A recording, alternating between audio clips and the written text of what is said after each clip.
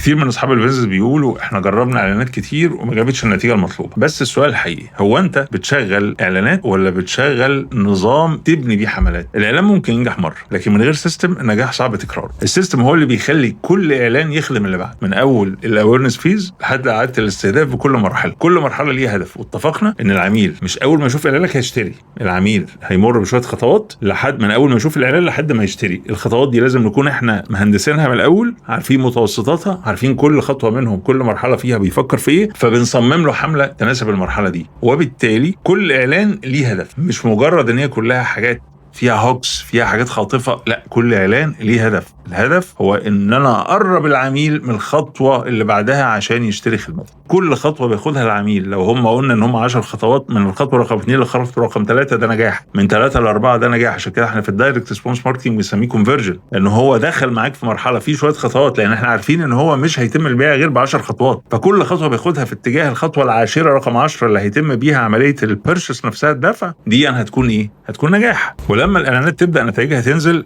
الناس اللي فاكره ان التسويق عباره عن اعلان واحد والفكره كلها ان احنا ندور على اعلان ناجح ونصرف عليه كل ميزانيتنا طول الشهر، عاده بتتعب كل شهر او كل حمله، لان بتلاقي ان النتائج بتاعتها بتنزل وترجع تبدا من الصفر تاني، وهي مش عارفه هتبتدي ازاي. الصفر ده ان هو هيقعد يجرب اعلان واثنين وثلاثه وهو قاعد بيجرب بطريقه عشوائيه. عمليه التجربه، موضوع التستنج ده حاجه اساسيه في الديجيتال ماركتنج.